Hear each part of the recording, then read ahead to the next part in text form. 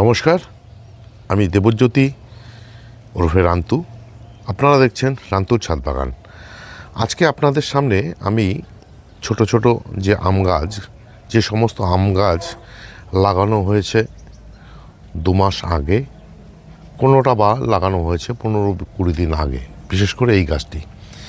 আমার যে এই গাছগুলো দেখছেন, এই গাছগুলোর মধ্যে এই গাছটির আইডি হচ্ছে ব্ল্যাকস্টোন, এই গাছটি হচ্ছে অস্টিন, এই গাছটি হচ্ছে R2E2, যা কিনা 15-20 দিন আগে লাগানো। এই গাছটি হচ্ছে রেড আইভরি এবং এই গাছটি হচ্ছে চিয়াংমাই। এই গাছগুলো দেখানোর উদ্দেশ্য হচ্ছে দুটি কারণ। এক, আমরা যখন ছোট আম গাছের চারা গাছগুলোকে লাগানোর কিছুদিন পরেই আমরা কি করি, এই যে গাছের যে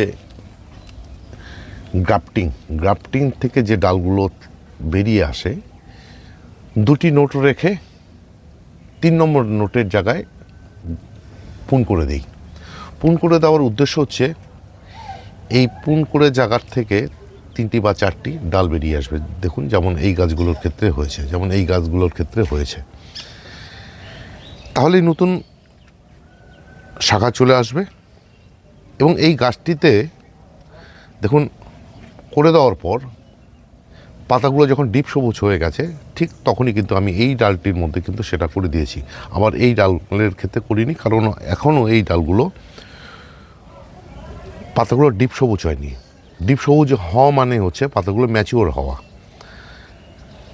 এবার প্রশ্ন হচ্ছে, আমরা এই যে গাছগুলো যে আপনাদের সামনে আমি তুলে ধরলাম, গাছগুলোতে দেখুন সব নতুন নতুন পাতা। তার মানে আমাদেরকে বুঝতে হবে এই গাছের যে রুট সিস্টেম খুব ভালো আছে, যার জন্যই রুট যদি ভালো থাকে তবেই নতুন পাতা গাছে চলে আসবে। যখন দেখব যে এই সমস্ত গাছের পাতাগুলো পুরো ডিপ হয়ে যাওয়ার পর গাছগুলোতে আর নতুন শাখা আসছে না, তখন আমাদেরকে বুঝতে হবে যে এই গাছের খাদ্যের দরকার, মানে এর জন্য প্রচুর বড় জায়গা দরকার। তাই আমাদেরকে কিন্তু এই গাছগুলোকে রিপোর্ট করে দিতে হবে, তাহলেই নতুনভাবে আরও বেড়ে উঠবে, নতুন গ্রোথ সৃষ্টি হবে।